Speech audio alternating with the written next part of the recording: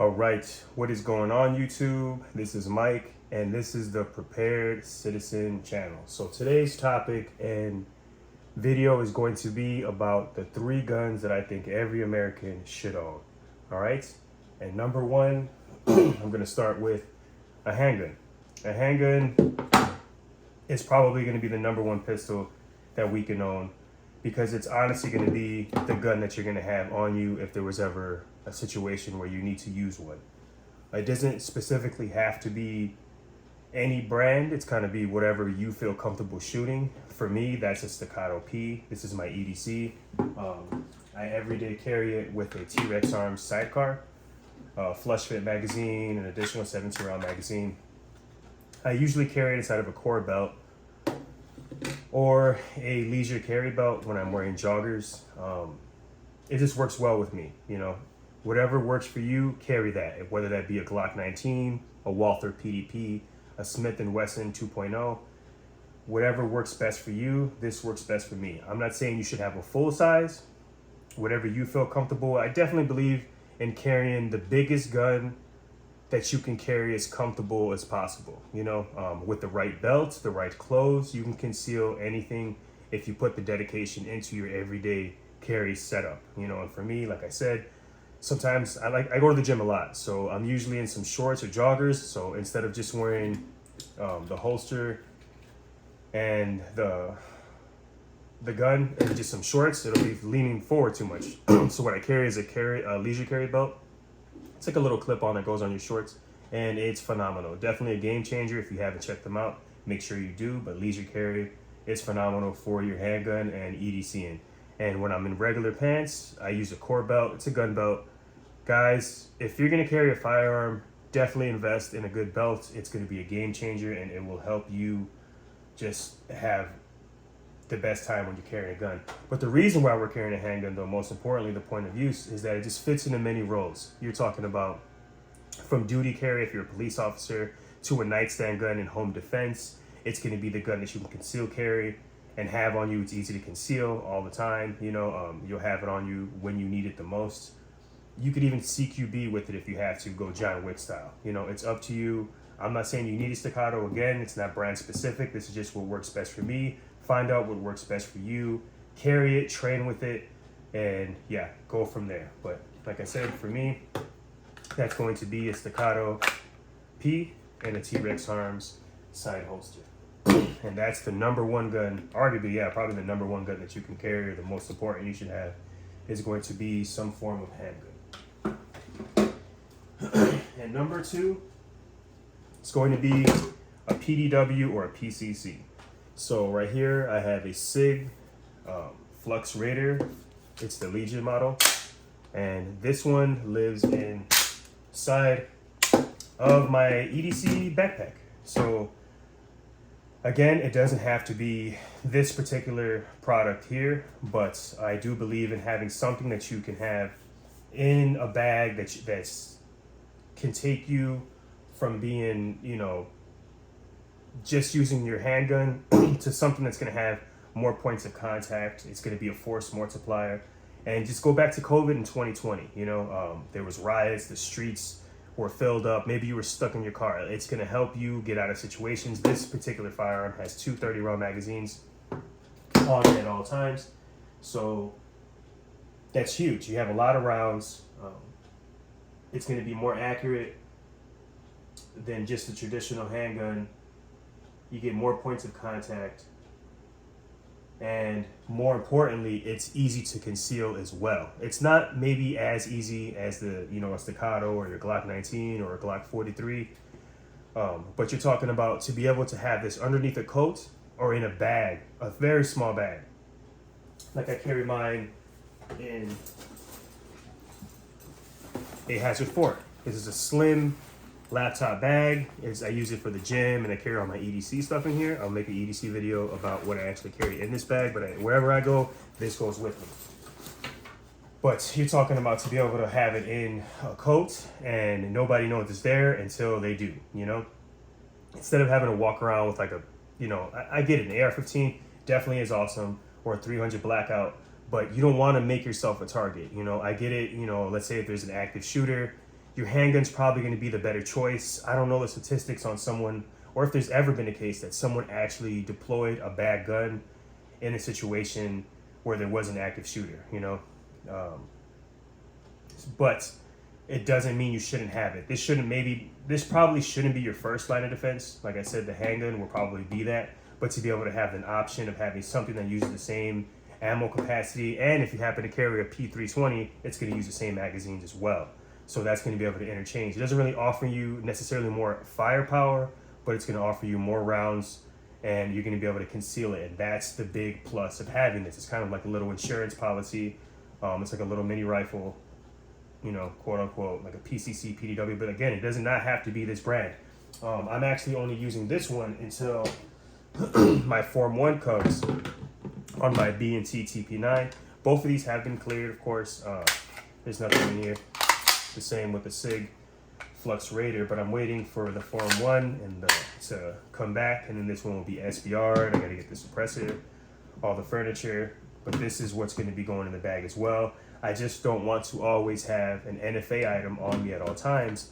That's where having this pistol comes into play.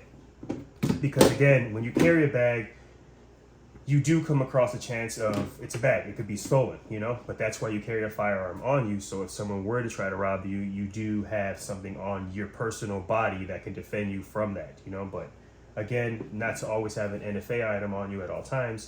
That's why I have a pistol.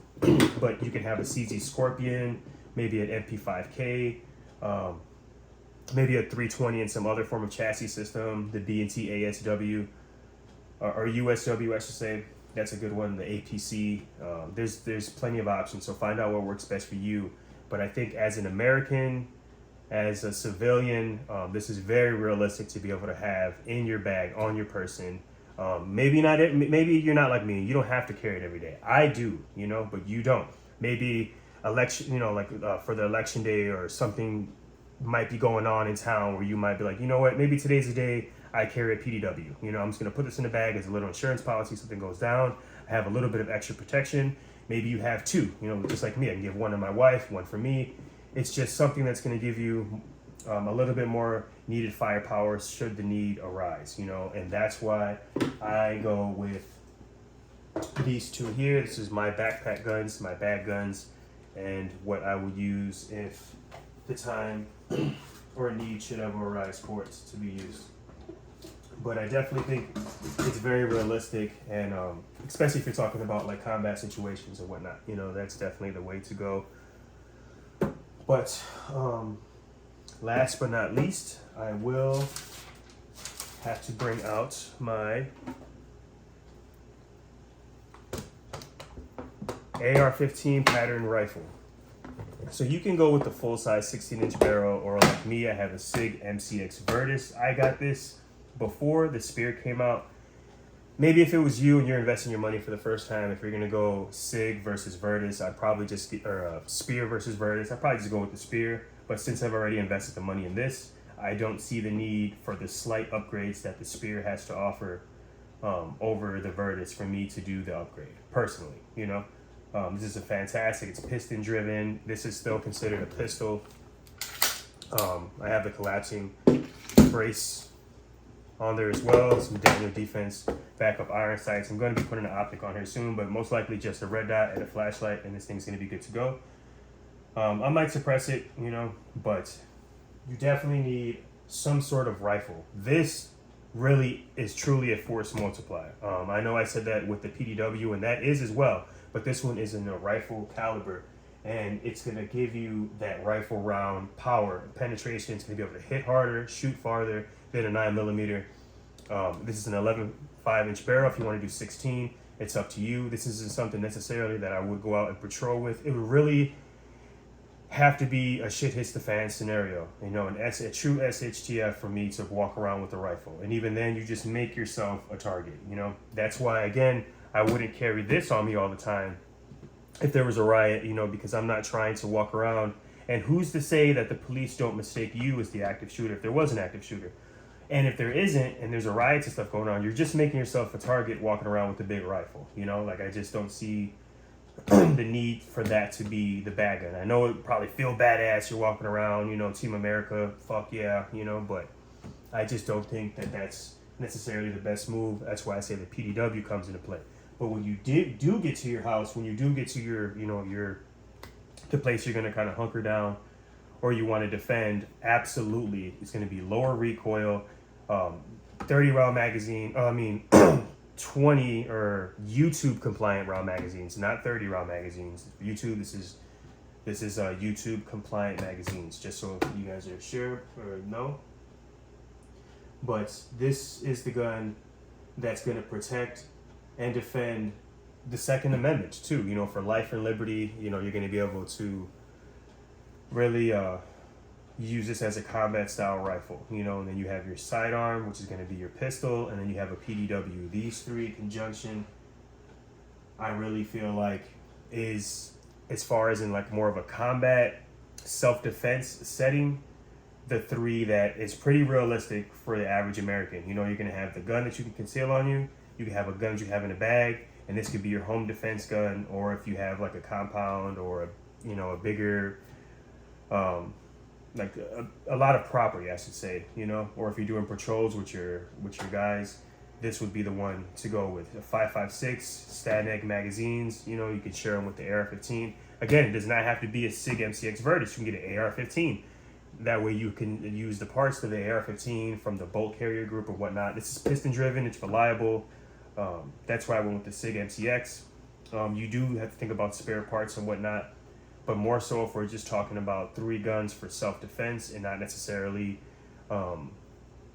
with not necessarily like end of the world, you know, without rule of law. But I guess with, you know, with that, this would still be fine in that role. But those three, I definitely think is a huge one. You know, you have your one for home, you're gonna have the one for your bag that's really small to conceal, you know, kind of like the middle ground. And then you're gonna have the one that you always have on you. So I feel like this system here works best for me. It might not be for you necessarily, these particular brands, you know, like again, you could replace this maybe with a Mark 18 or a 16-inch barrel.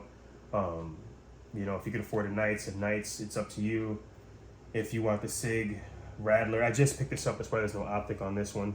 I guess it did, man, I think about it, I really have irons on everything. Guess I'm old, but it still works. And that's what matters, you know, make sure you train with your firearms, make sure you're stacking up on your ammunition. And if you were to just invest into three firearms, I definitely think that these would probably be the three that you can go with for a self-defense situation. Don't get me wrong, a shotgun is great for home defense, but they could be cumbersome. They're bigger, they carry less rounds. I feel more confident handing this over to my wife or us having two AR-15s in the house versus handing her a 12-gauge shotgun, you know? That's why I have that, and then being able to have these for me and her, and then, you know, we also have other handguns as well for that role. But as far as for one individual, I think this type of ecosystem can definitely work for you. I'm not saying that these are the absolute best. Of course, you can have, you know, a shotgun or a 22 to be able to hunt with, you know, but as far as from a self-defense standpoint, I think this definitely has its place in your everyday carry system. Okay, so if you guys have any recommendations for some red dots, I am completely open, especially for the staccato. I'm thinking a Trijicon RMR or maybe a Hollow Sun because of the reticle is really nice. I already have an idea what I'm gonna do with this. It's gonna be an EOTech suppressor, flashlights, the foregrip and whatnot. So this one's already pretty much ready to go. I'm pretty open on this one. Doesn't have to be nothing too fancy. But any recommendations, let me know what your guys' thoughts are on this. And everybody have a good day. God bless you. This is the Prepared Citizen, and I'm out of here. If you like the video, don't forget to like, subscribe. This is my second video on YouTube. Have a good one, guys.